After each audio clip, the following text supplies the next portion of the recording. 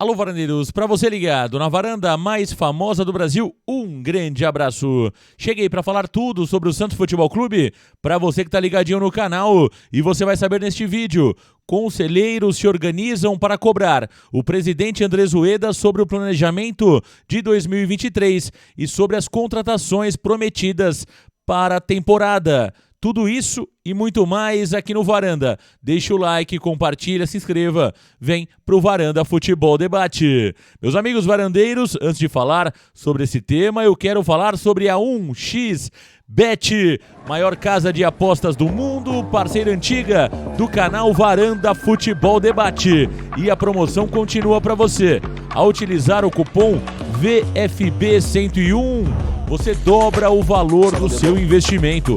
Colocou 50, você terá 100 reais. Colocou 100, você terá 200 reais na 1xBet. Hoje tem Copa São Paulo de Futebol Júnior, tem Campeonato Paulista, tem jogos rolando no mundo todo e é hora de fazer aquela graninha extra. E na 1xBet você aproveita e utiliza o cupom VFB101. Fixado o link nos comentários para você, é só clicar no link e conferir a 1xBet. Olha, eu já tô lá, hein? Eu já tô na 1xBet e já fiz as minhas apostas para os jogos de hoje. Vem para 1xBet você também. Vamos falar sobre o Peixe?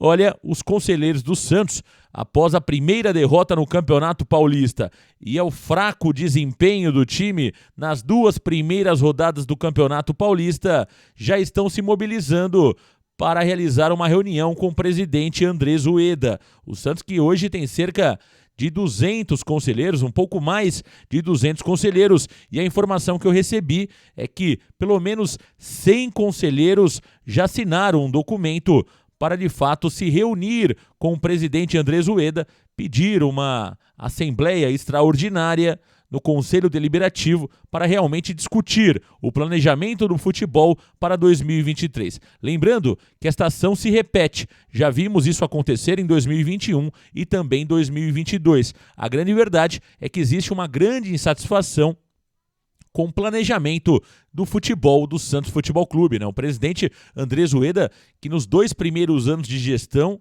acabou por várias vezes, né, dizendo que o Santos passaria por 2 anos de problemas no futebol, de falta de investimento no futebol, mas que era por um bom motivo, que o Santos estava se reorganizando financeiramente e prometeu um maior investimento no futebol em 2023, inclusive dizendo que o Santos montaria um time forte dentro das reais condições, chegou a falar em reforço de peso, e a grande realidade é que os jogadores contratados estão longe de ser jogadores de peso, e mais do que isso, né? O Santos continua com um time muito ruim para a temporada 2023. E o que mais preocupa, e o torcedor santista tem percebido isso, os rivais do Santos estão mais fortes que o Santos. O Santos hoje, claro, no cenário do futebol brasileiro, o Santos está na segunda página da tabela, né? O Santos claramente está na segunda página da tabela. E pior, os times que subiram da segunda divisão para a primeira divisão estão se reforçando, como é o caso de Vasco da Gama, Cruzeiro, Grêmio e também o Bahia, né, que se tornou uma SAF. Então é um ano complicadíssimo. Eu entendo que a mobilização, a organização dos conselheiros faz muito sentido. É preciso sim cobrar o presidente, o Paulo Roberto Falcão, né, que são as pessoas que estão à frente do futebol do Santos. Eu entendo que o Falcão errou em aceitar o elenco que o Santos tinha em mãos, né? Foi uma péssima avaliação do Paulo Roberto Falcão, também tem responsabilidade em tudo isso. Não dá para manter jogadores no elenco que a gente sabe que não vai chegar em lugar nenhum, né? Já citei aqui por várias vezes, como é o caso, por exemplo, do Balieiro, como é o caso do próprio Luiz Felipe, o retorno do Vladimir, né? Mais à frente nós temos o Gabriel Pirani, o próprio Raniel, que treinou praticamente toda a temporada e ainda voltou a treinar alguns dias atrás, né? Ele que está em negociação com o próprio Cruz Azul do México. Ou seja, é uma série de tomadas de decisões equivocadas. A falta de arrojo, em especial no futebol, chama muito atenção, porque por mais que o Santos não tenha o dinheiro que outros clubes do futebol brasileiro possuem neste momento, como é o caso do Flamengo, do próprio Palmeiras, do próprio Atlético Mineiro, do Corinthians, por que não, que tem receitas maiores, né? O Santos não poderia estar em pior condição do que muitos times que conseguem fazer investimento na temporada, como é o caso do Fluminense.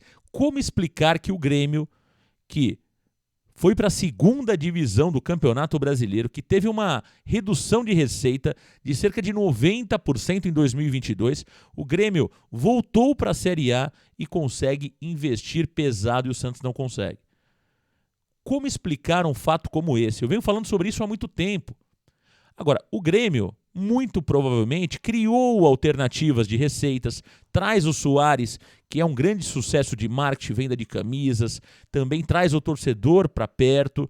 O Santos não consegue fazer absolutamente nada. É claro, os números são colocados aí na imprensa, que o Santos subiu as receitas de marketing de 30, depois para 70 e agora para 110 milhões de reais. Agora, aonde está sendo empregado esse valor?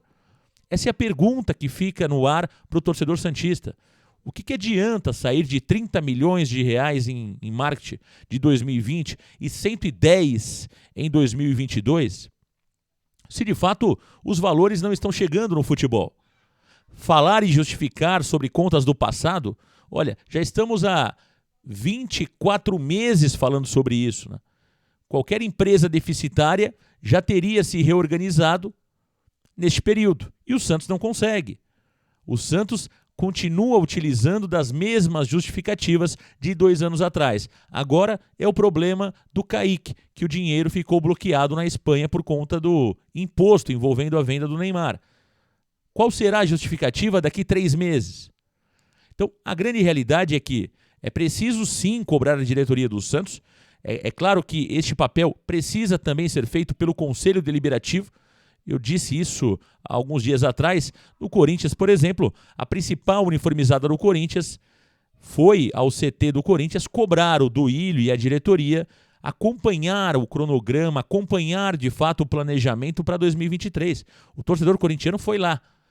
A torcida do Palmeiras cobra de fato a Leila Pereira, que tem um investimento altíssimo no clube e mesmo assim continua sendo cobrada. O mesmo acontece no São Paulo.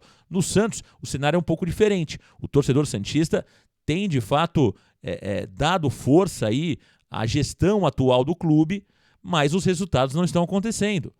Será que vamos aguardar o pior acontecer para de fato entender que o caminho que está sendo seguido não é o correto? É preciso sim mudar o rumo, é preciso que o presidente Andrés Rueda acorde, entenda que as suas decisões nem sempre são as melhores para o clube e é preciso colocar pessoas que entendam de futebol lá dentro. Não adianta trazer o Helman, não adianta trazer o Paulo Roberto Falcão se de fato não houver carta branca para os dois profissionais trabalharem. E ao Helman e ao Paulo Roberto Falcão, o recado precisa ser dado. Olha, outros profissionais aceitaram as diretrizes, os direcionamentos do presidente do clube e deu no que deu. Na hora que apertar, não vai sobrar para o Rueda, vai sobrar para o Falcão e vai sobrar para o Helman. Portanto, é preciso sim o Helman cobrar reforços, o Falcão cobrar reforços para ver se o presidente de fato se mobiliza e toma as medidas necessárias para que o Santos volte a brigar no topo da tabela, que é o seu lugar. Não dá para aceitar o Santos tomar um passeio do Mirassol como tomou na Vila Belmiro. Venceu a partida, claro. Futebol nem sempre o melhor da partida ganha o jogo. Não tem muito essa questão de merecimento, de jogar melhor e ganhar.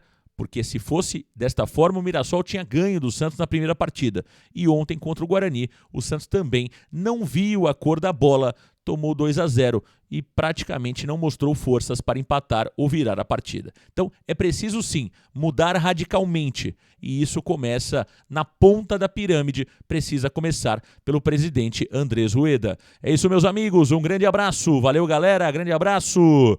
Tchau!